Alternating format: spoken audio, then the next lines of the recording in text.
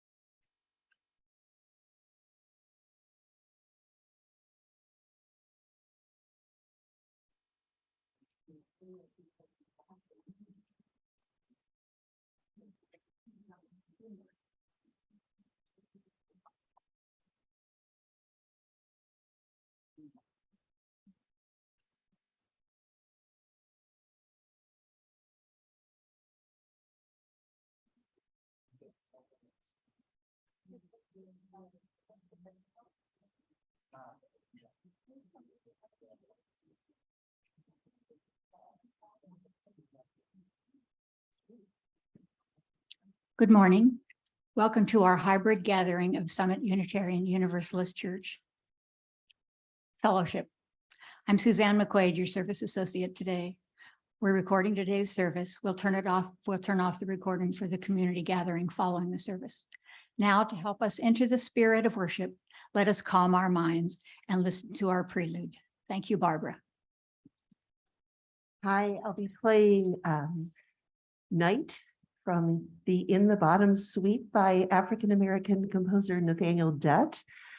And he describes the music as the peculiar hollow sound of the open fifths, that the stillness, you want to listen for the stillness. And even though there will be a guitar plunking later, his feeling is that the stillness pervades regardless.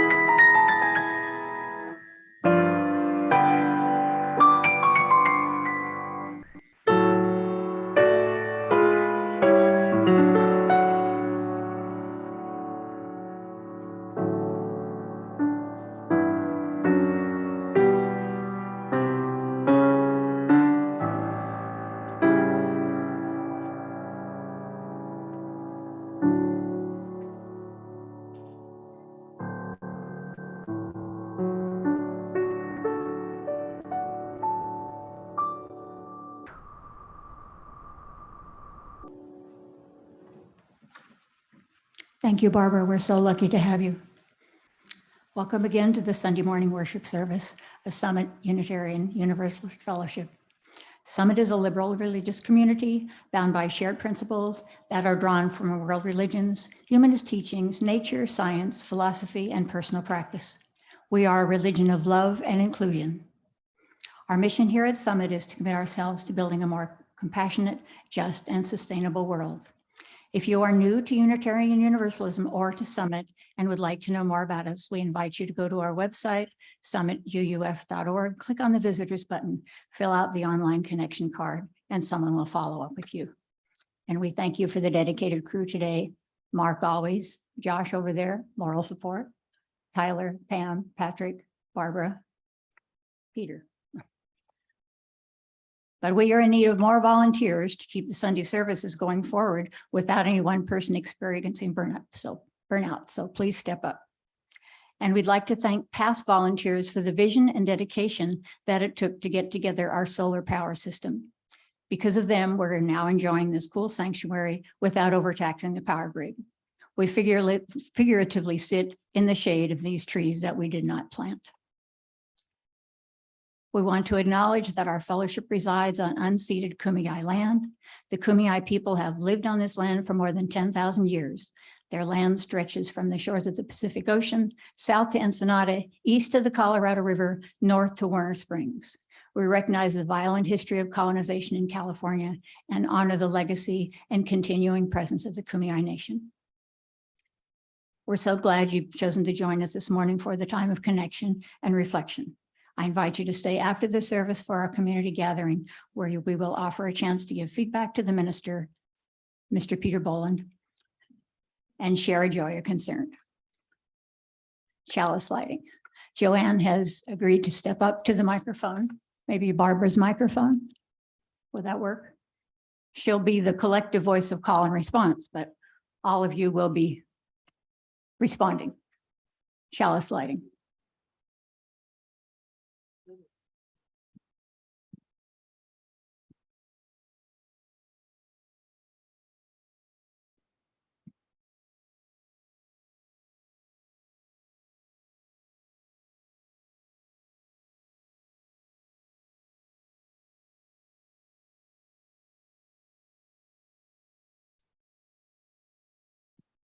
The winds of summer.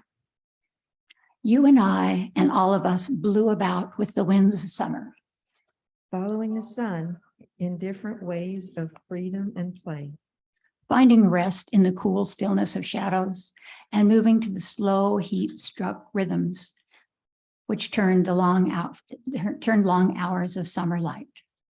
Now is the time for gathering in. We come together at this time and in this place on the bridge of autumn. Summer is fading backwards into memory. Winter waits in snowy brilliance. We meet with eagerness and delight, needing one another for sharing.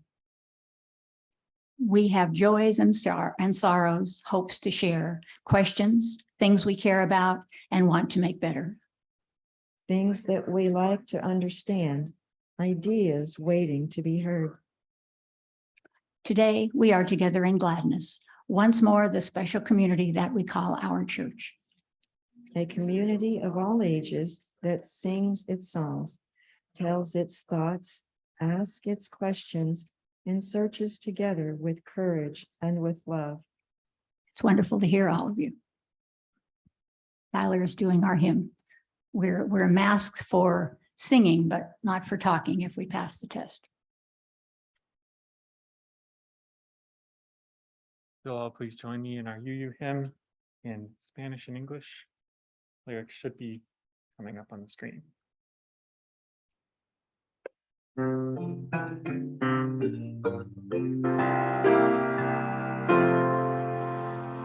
Que todos bajo el gran sol, surja esperanza, fe, amor, verdad y belleza cantando de cada tierra, cada voz.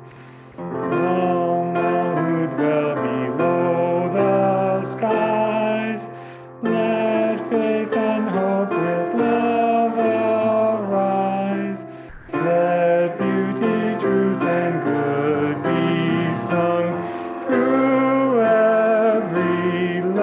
by every tongue. Apologies for the lyrics. Thank you, Tyler. It's wonderful to hear singing. Today's topic, what letting go really means, comes from many religions. Christianity, Commandment 10, thou shalt not covet thy neighbor's house, Exodus 20:3:17. Hinduism, and I picked this one because the author of this quote, BKS Iyengar, I'm a 30-year yoga practitioner in his system, and I got to go to India with him, right, or to be in his studio right before we joined Summit. It's the fifth yama, which is like the commandments, aparigraha. Parigraha means hoarding or collecting. To be free of hoarding or collecting is aparigraha. By the observance of aparigraha, the yogi makes his life as simple as possible and trains his mind not to feel the loss or lack of anything. Then everything he really wants will come to him by itself at the proper time. A life of an ordinary man is filled with unending series of disturbances and frustrations with his reactions to them. Thus, there is hardly any possibility of keeping the mind in a state of equilibrium. Now we go to Mary Carter Vale. I'm sure she has a wonderful story for us.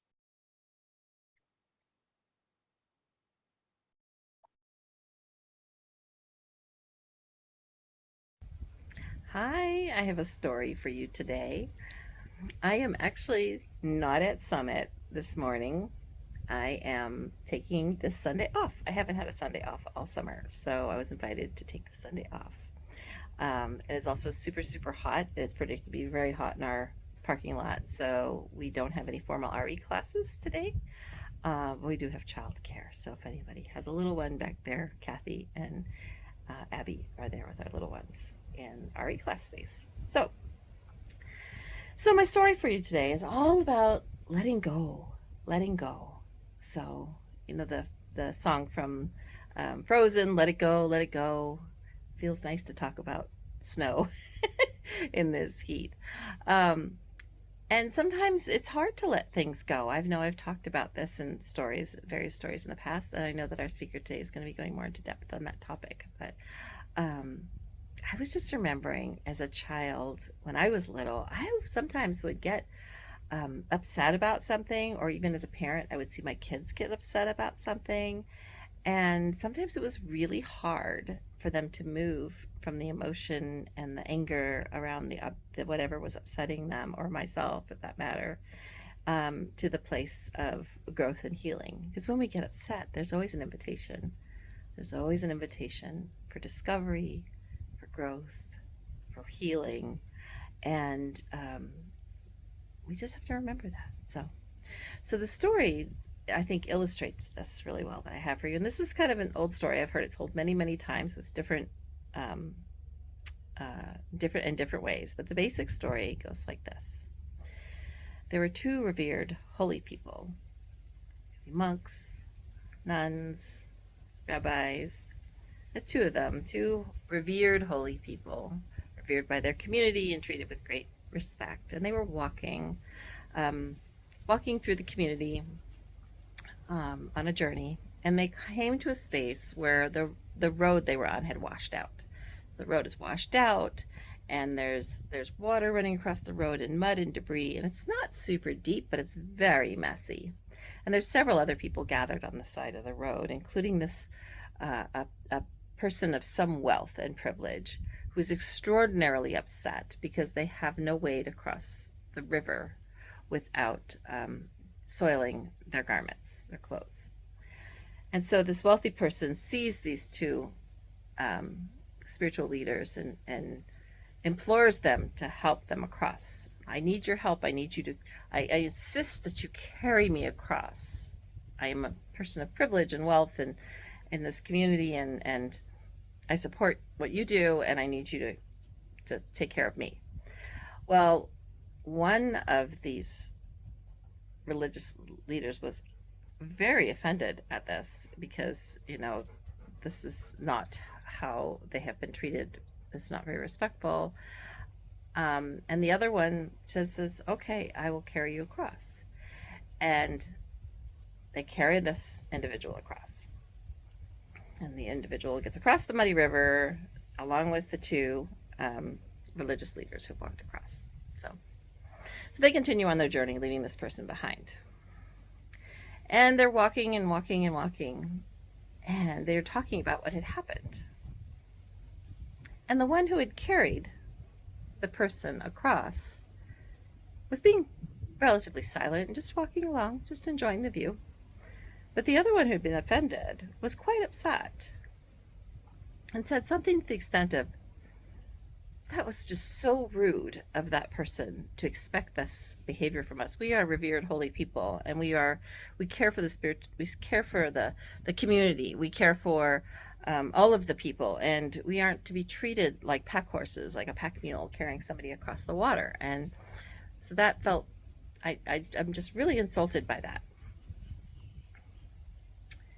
And his companion, the one who had carried the person across the creek, across the flood, turned and said, you know, I put that burden down back at the crossing. I put that burden down. So what do you think that meant? The person who had carried the individual across the road, had left that complicated situation when he walked away from the road. He wasn't thinking about it anymore. He was looking at the trees and the flowers and all the beauty around him. And the companion was extraordinarily upset still. So who was still carrying the rich merchant across the creek? It wasn't the person who had done the labor. It was the person that was emotionally caught up in the anger of that situation. He hadn't let it go yet, huh? Has that ever happened to you? Have you ever been caught up in something that had happened and there really wasn't much you could do about it, but you're still really struggling with what had happened? Yeah, I felt that way before. So the lesson that this story has for us is to take a moment, lean into the curiosity of, I wonder why it was hard to let that go, or why was it easy to let it go? I wonder what we could learn from this story.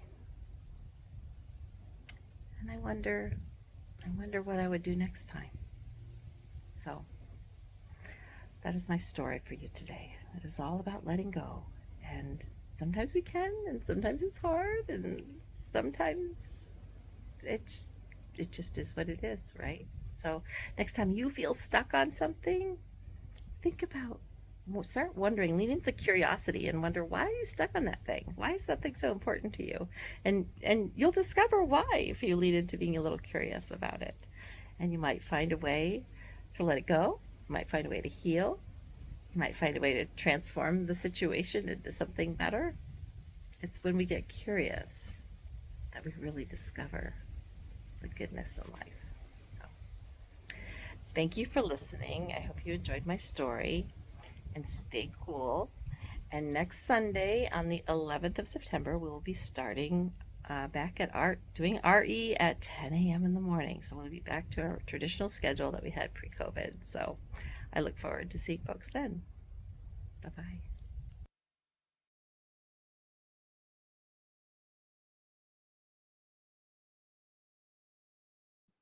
Thank you, Mary.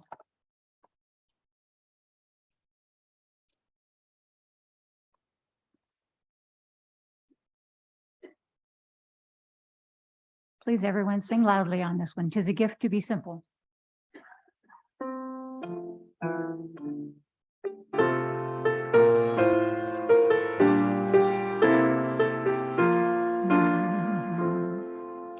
Tis a gift to be simple. Tis a gift to be free. Tis a gift to come down where we ought to be. When we find ourselves in a place just right, we'll be in the gully of love and delight. When true simplicity is gained, to bow and to bend, we can't be ashamed to turn will be our delight. Turning and turning, we come round right. Thank you. Back to talking. I want to tell you about our speaker today. Peter Bolland is a professor of philosophy and humanities and a department chair at Southwestern College. He got his BA in religious studies from UC Santa Barbara, MA in philosophy from San Diego State. In addition to his college commitments, he lectures in a wide variety of venues on philosophical, spiritual, and mythological subjects. He talks at Oasis and Osher, and his talks are typically sold out.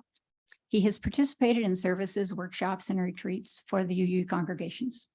And I found out in researching him, he's also a significant player in the music scene in San Diego. And we're lucky to have him here with us today. So first we will have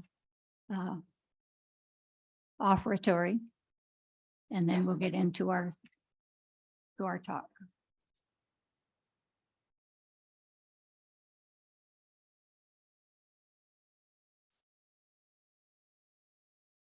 And the offertory introduction. There we go. We are a fellowship supported entirely by the voluntary generosity of our members and friends. We greatly appreciate our faithful pledgers who continue to keep up their monthly contributions. If you are motivated to support Summit today, I invite you to contribute to our virtual plate by going to the website, summituuf.org. The website address can be found in the chat box. Look for the Summit logo on the homepage, and the donate button is below the logo. And now we'll gratefully accept your generous donations during the musical interlude. And thank you, Barbara. This is music from Chinese composer Tan Dun, written from his memories prior to the Cultural Revolution growing up in China. This is called Missing Moon.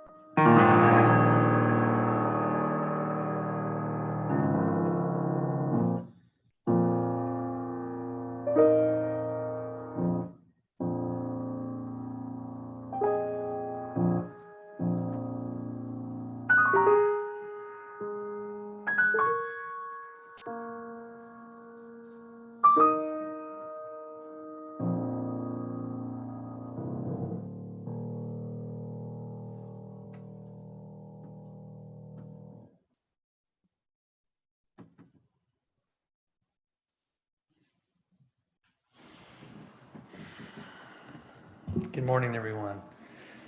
Thank you for that lovely introduction, and thank you for that beautiful music. You know, it occurs to me as I'm absorbing all of that I have my own community that I go to every Sunday I can, and then I spend a lot of Sundays out here like this on the road with the privilege of meeting with so many different communities, fellowships, churches of all kinds. And I don't know if you get to a lot of other places. And it occurs to me, you might not know how unique and powerful and special the music is here. And it's just not like this other places. I really feel like I'm at a very special performance. And thank you. Thank you, Barbara. So today I want to think with you about letting go and what letting go really means, because throughout the world's wisdom traditions, we are often counseled to let go over and over and over. It's just a constant message to surrender, to relinquish, to renounce. The Buddhist practice of non-attachment, the Taoist practice of wu-wei. It's almost as if we are habitually clinging to everything. And then these wisdom traditions come along and say, have you tried not clinging to everything? Check it out and see what happens. And so that's what I want to just invite you into for these next few minutes, kind of just an inquiry about what letting go really means. You know, the Hindus call it renunciation. And like I said, in Buddhism, we tend to call it things like non-attachment. In Christianity, even especially in the traditional contemplative tradition, it goes by the Greek word kenosis, which means literally to empty out. And so I want to think through those different lenses about what you and I might walk out of here with a little later this morning, with our own constant dance with this process of clinging and letting go, especially here in the UU community, because, and I share your values on this so strongly, that the spiritual life is not a life of retreat into my own comfort and recluse. The spiritual life calls us to vivid engagement, to practice what Judaism calls tikkun olam, you know, to participate in the healing of the world. It's baked in to the UU movement, and always has been, from abolition in the early 19th century to today. And so that's the tension, isn't it? How much do I surrender, and how much do I jump in and engage, you know, act? So I want to explore all of that with you. And as was already mentioned, there's that song from Frozen, Let It Go, Let It Go. And I think that's about something else, because I watched the video this morning just to be sure. But that video has 615 million views on YouTube. So it's probably, one of those is probably you, or it might be later. So that's my kind of inquiry today. What are we asked to be let go of, and why? And even if I wanted to, how would I go about doing it? So I always start with kind of like my favorite touchstones, and I'm thinking of Gandhi this morning, Mohandas K. Gandhi, or as he was colloquially known for most of his life, Mahatma Gandhi, which means the great one.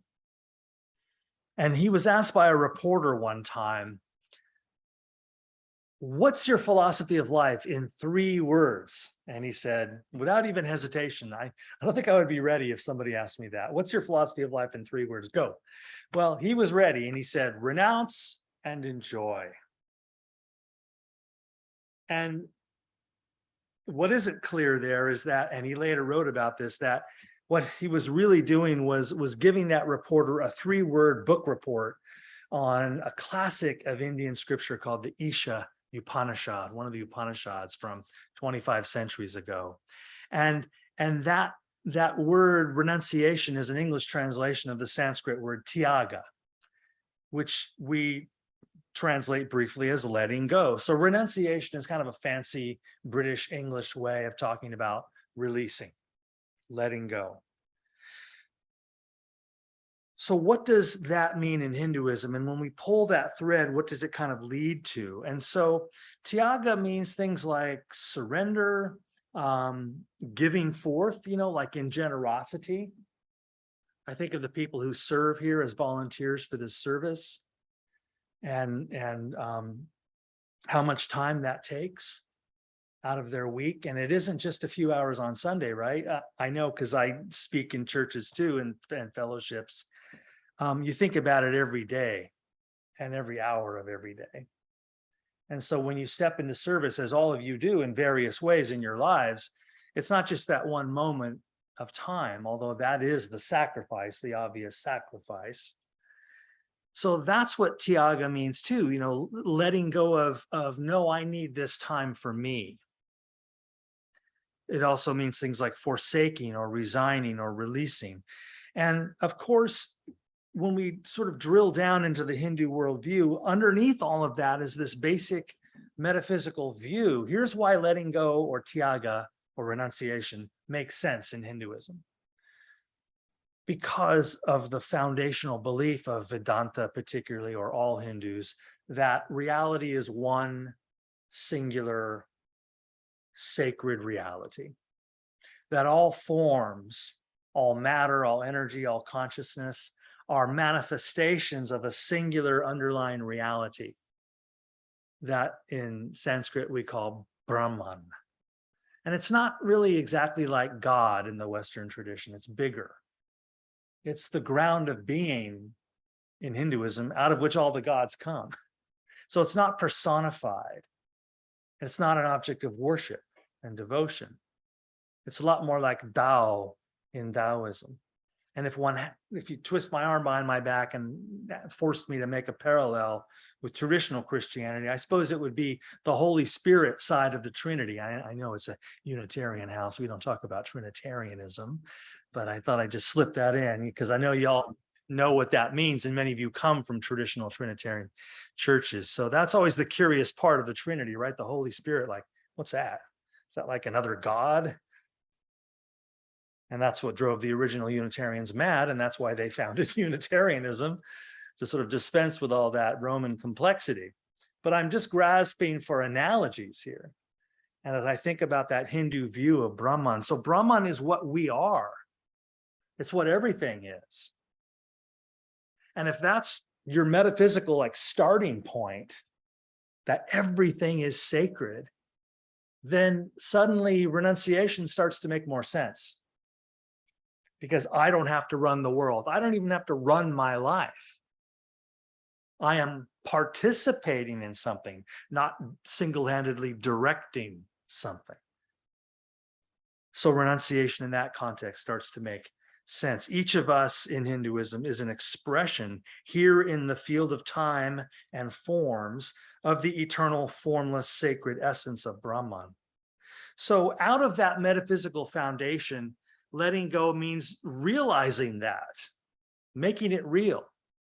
Letting go of my small definition of myself as this body, this name, this socioeconomic class, this gender, this sexuality, this ego, this job title, and all of the other local specific qualities of this particular incarnation. Now, all those things are wonderful and important here in the sociological level. But on a kind of grander sense, we also acknowledge in Hinduism, those are impermanent masks behind which there is the eternal changeless core of Brahman, unborn, undying. And in the Bhagavad Gita, when Krishna says to Arjuna, there never was a time when you did not exist, nor will there ever be a time when you cease to exist. When Krishna said that to Arjuna, he didn't mean as Arjuna, because Arjuna was born and he's going to die, but the core underneath all the layers of the onion. So letting go is just another way of saying getting out of my own way. And why would that be a good idea? Why would it be a good idea to let go? Well, I'm thinking back a few years now, all the way back to 1977. When I was 19 years old, and in the summer of 1977, I had 1 year of community college under my belt. I was just taking my first philosophy classes, hearing about guys like Plato and Buddha and all that stuff. And me and my two pals, Steve Morton and Paul Lively, we were living in Ventura at the time. We drove up to Santa Barbara to see this movie, to go to a movie theater, because back then you had to go to theaters to see movies. And we went to see this new movie that had just come out called Star Wars. And no one knew what it was, just a little silly rocket opera, right? Who cares? Nobody knew what was going to come of that. And I remember we loved it so much, we went back 2 more nights that week and sat in the front row and just drank it all in. And I guess you had to be there, because now we know that first film as Episode 4, A New Hope. It's very confusing, because to me, it's just Star Wars. But I've been following the saga ever since, and maybe some of you have too. Maybe you've never seen the film. That's okay. It's not important for this story I'm about to tell you. But there's this one scene in the film, and I'm sorry, I'm going to spoil it for you. It's a really old movie. I mean, tough, you know. And by the way, Darth Vader is Luke's father. That's in another film. But in this film, in the climactic scene, it's a classic thing. It's in all the hero myths, right? The hero is given the impossible task. Dorothy, go get the Wicked Witch's broom. Frodo, take this ring that's trying to destroy you all the time and walk into Mordor and throw it in the crack of doom. I'm watching the whole trilogy again on Amazon, getting ready for Rings of Power. Anyway. So in the climactic scene of Star Wars, our heroes, the Rebel Alliance, who are fighting this big evil empire, right? And the evil empire has this big, it's called the Death Star. It's a space station that has planet destruction capabilities. So it must be destroyed.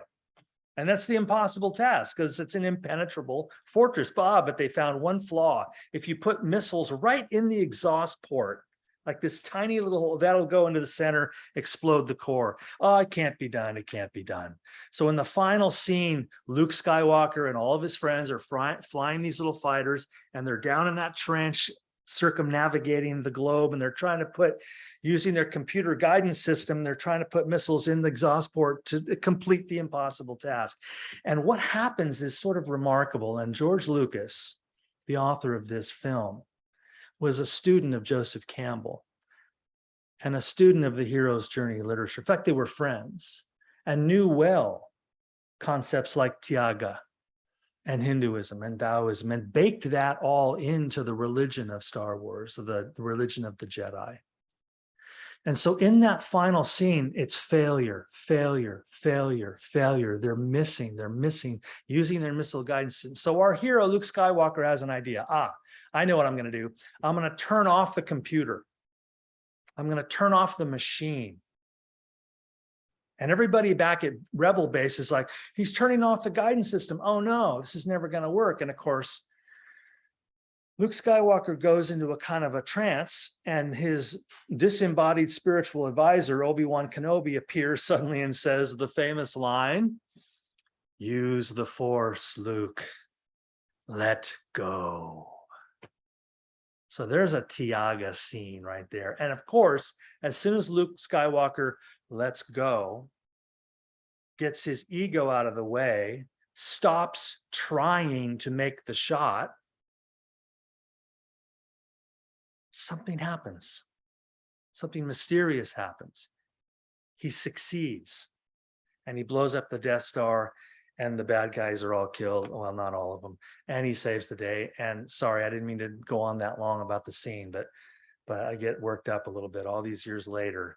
But it is there, right there in popcorn pop culture, this profound wisdom idea that you and I can start to learn how to apply in our own lives, that when we let go, things work better. And so that's my way of trying to answer the question, why is it a good idea to let go? The reason we ought to let go, the reason we ought to surrender, is because something better, something bigger is available to work through you, but all of your busyness and efforting is interfering with the sacred flow. that is always welling up from inside you and from all around you. And this is true for atheists and theists and every other kind of metaphysical belief system you care to name. This is what all the myths and scriptures and novels and movies have been trying to tell us our whole lives. And the second half of Gandhi's little 3-word philosophy, renounce, end, enjoy, is of course enjoy. And let's not overlook that one. That when you let go and allow it to be easy, an effortless joyfulness begins to arise in your life. And I find it liberating that I don't have to define what happiness is. I don't have to know what happiness is. I don't have to hunt it down and drag it back to my cave. You don't have to possess it or even understand it. Happiness, joy, ananda in Sanskrit, well-being, those are our natural state when we let go, when we surrender. And the act of letting go then removes the impediments that block bliss from taking its rightful place in our hearts and minds and bodies. This is what the wisdom traditions report. And again, as Gandhi would say, don't take anybody's word for it, right? Certainly not me, because I'm at this lectern. Experiment with it. See if this claim or these claims have any merit. The title of Gandhi's autobiography is My Experiments with Truth. I always was struck by that. That whatever truth claim, and I love that the spirit of that is so cherished here in the UU community, whatever truth claim is made, test it with your reason, with your heart, with your experience, in community, in group conscience, in dialogue, in action. Check it to see if it has merit, if it bears fruit. So I'm talking here about bliss, but then I think, I don't feel so blissful these days. I feel troubled, deeply troubled. The world is imperiled. And I know we've been saying that our whole lives, but man, it's really getting rough. Politically, environmentally, it feels like we are teetering on the edge of cataclysmic reform. And what reform means is the old order is going to burn.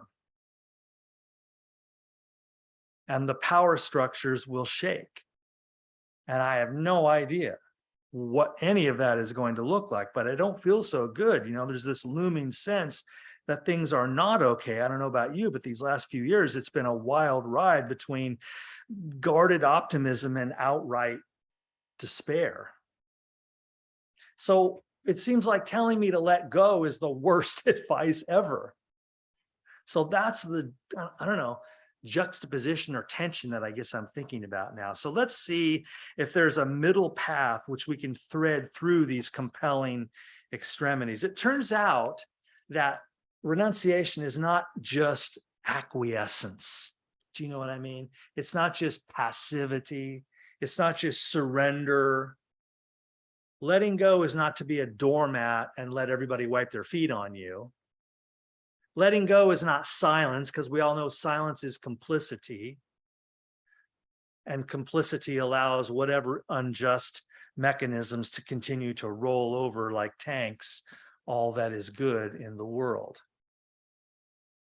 But it counsels us to take action without attachment to the fruits of action. This is interesting. That it is still my job to have values, to work for justice, to struggle within and sometimes outside of systems, to try to nudge the world a little bit more in the direction of goodness, as Dr. King reminded us in this beautiful poetic line that the moral arc of history is long, but it bends toward justice. And I would add, it doesn't bend itself. It is you and I who do the bending in all of our small ways. That $5 you send to that political action committee every month. That's bending the arc toward justice. So how do I act without attachment to the fruits of action? That is also what renunciation means. And in the Buddhist tradition, we're counseled to practice non-attachment. Now, that takes a little unpacking. My philosophy students at Southwestern College, when they first hear about Buddhist non-attachment, they're often confused. They say, do you mean I'm not supposed to care about anything? Like just check out? And that's actually the opposite of that, isn't it? What real Buddhist non-attachment means is you're completely committed to karuna or compassion, but you let go of the illusion that you're in control of other people, what they do, or even the outcomes of your own actions.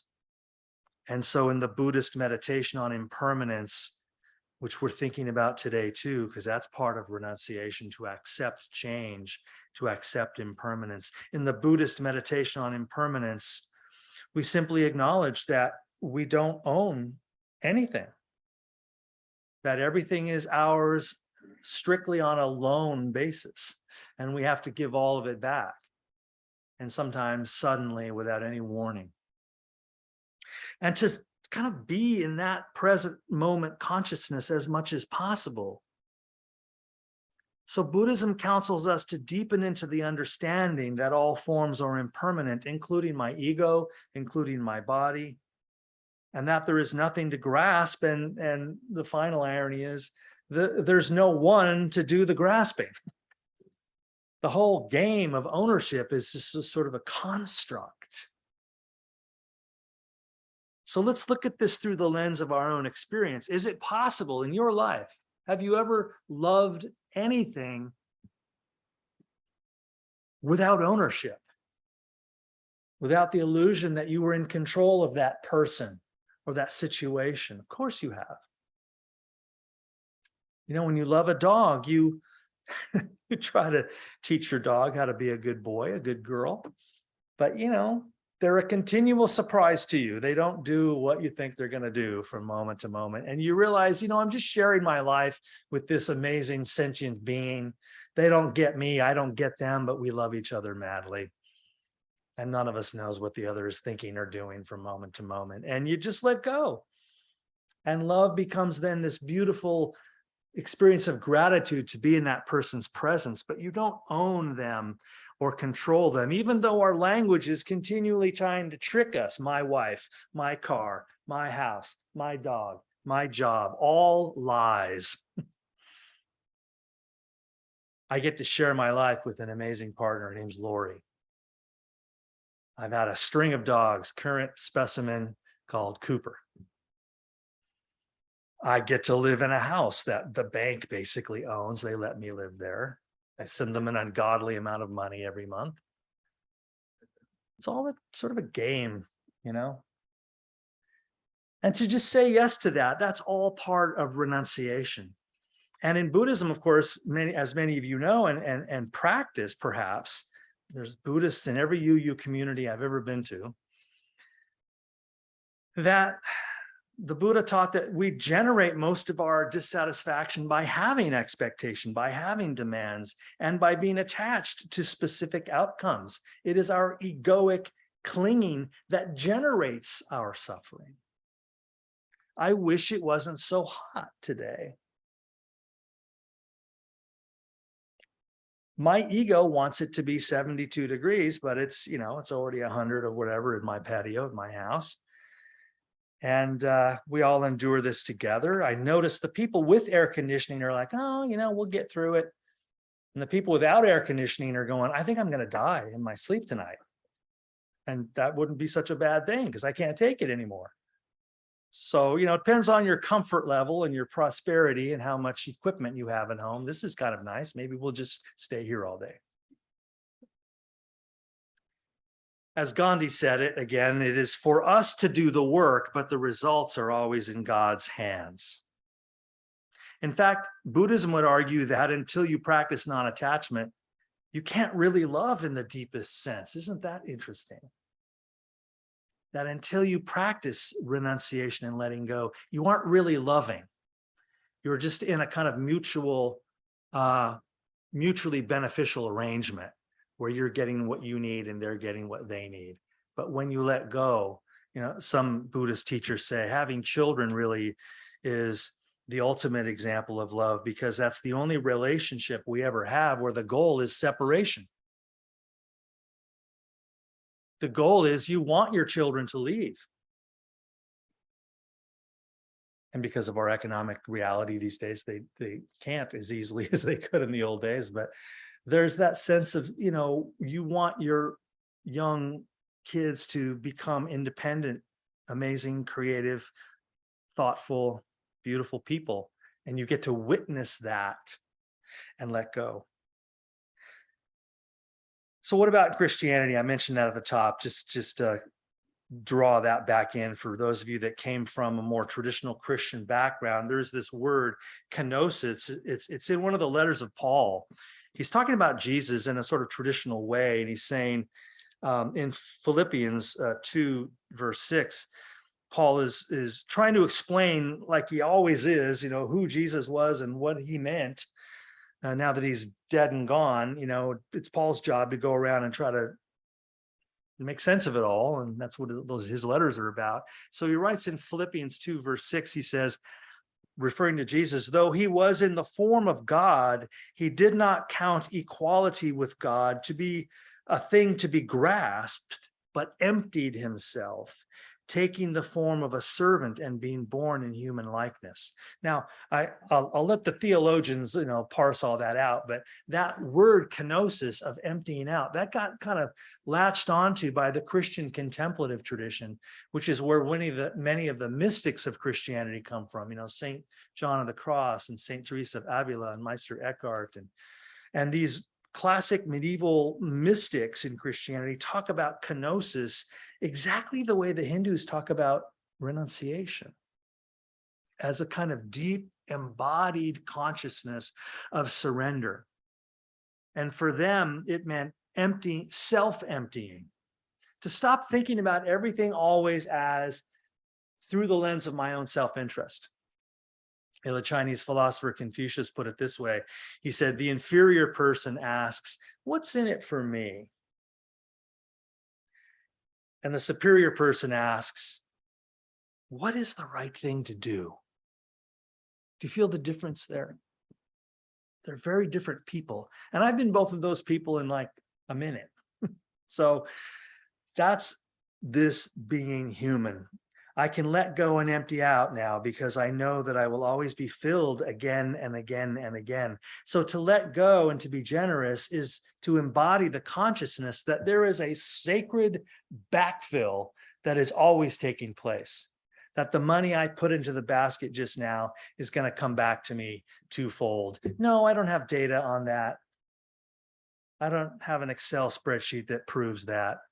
This is a spiritual principle of emptying out.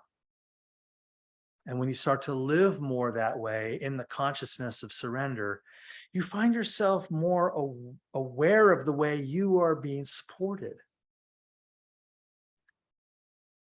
And in fact, I know, again, I'll mention the Trinity just in passing. Some of you might have memory of this, because the Trinity in traditional Christianity, it's often understood as this kenosis, that the Father empties out into the Son, and the Son empties out into the Father, and the Son empties out into the Holy Spirit, and the Holy Spirit is emptying out into the Son, and the Holy Spirit is emptying out into the Father. And in all three moments of that weird triangle are pouring themselves out into the other.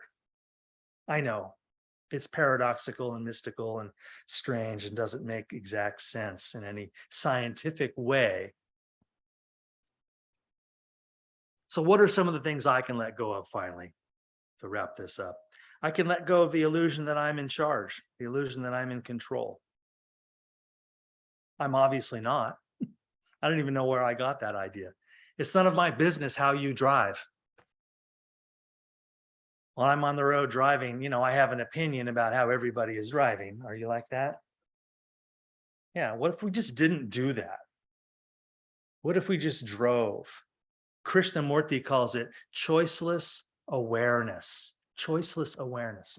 What if I came into every situation as I'm driving down the road and decided not to have an opinion about anyone that's driving? Again, it's a fun experiment. Try it. That's letting go.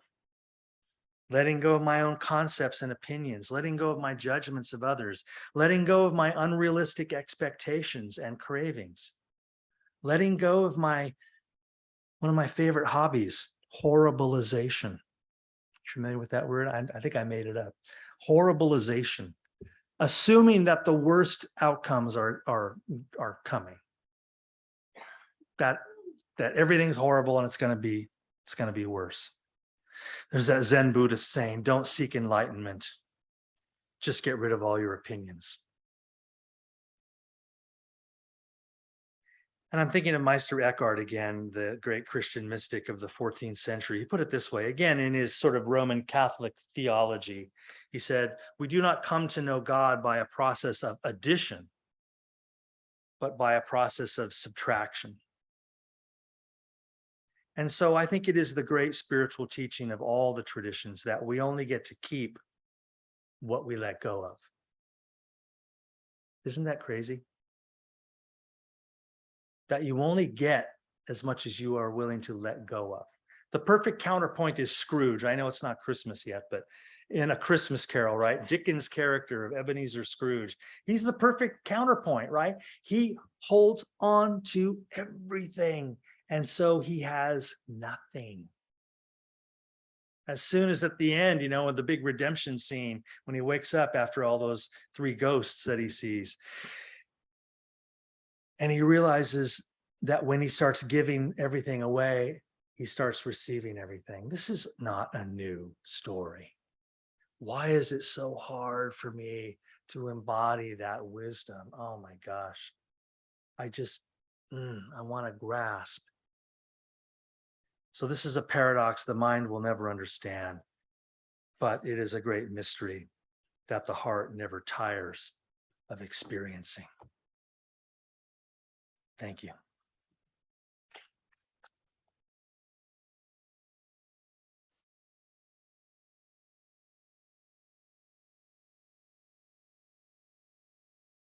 Thank you, Peter Bolland. That was so profound. Now you're going to sing with Pierre. Come on up, Pierre.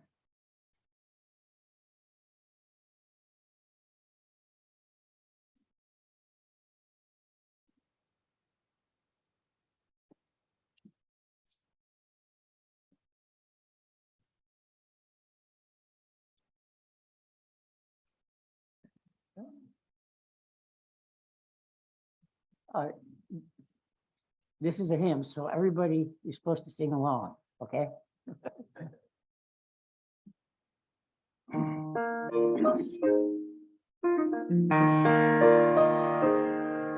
For all that is alive, we sing our thanks and praise. For all life is a gift, which we are called to use to build the common good and home days glad. For needs which others serve, for services we give, for within His days love, for hours of rest and love, we come with praise and thanks. For all that is our life,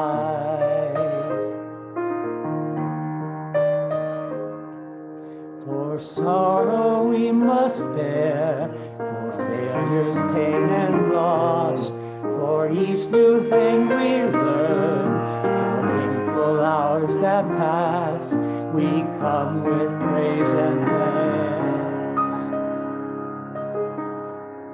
For all that is our life, for all that is our life, we sing our thanks and praise. For all life is a gift, which we are called to use to build the common good and make our own days glad.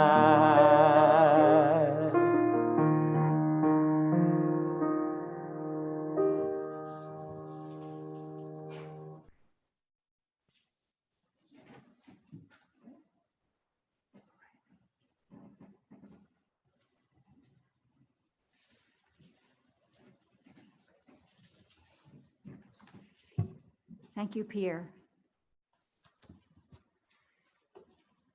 Extinguishing the chalice.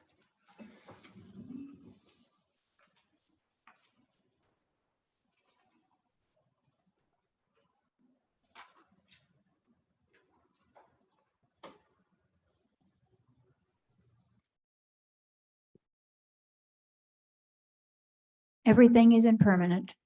Sooner or later, everything goes away. Renunciation is a state of non-attachment, acceptance of this going away. Impermanence is, in fact, just another name for perfection. Leaves fall, debris and garbage accumulate. Out of the debris come flowers, greenery, things that we think are lovely. Destruction is necessary. The way we interfere with forest fires may not be a good thing. Without destruction, there could be no new life. And the wonder of life, the constant change, could not be. We must live and die, and the process is perfection itself. And the author of that is Charlotte Jokelbeck, which was the spiritual advisor to my two local yoga teachers. So please return next week. We'll have Reverend Tom Owen Toll share his wisdom on September 11th, Patriot Day. The sermon is called Once Every Soul and Nation, and we hope it will be fiery. Okay, so we'll have our closing circle song, then we'll have circle discussion, and then we'll be in the salon. So join up.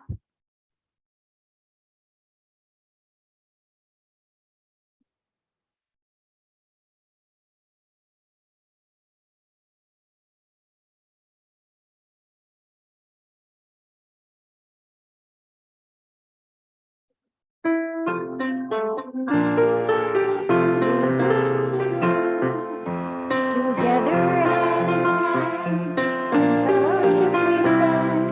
Before we'll go, we'll feel the flow swimming hand in hand. Together hand in hand, in fellowship we stand. Through laughter, cheers to hopes and fears, together we shall stand. Thank you.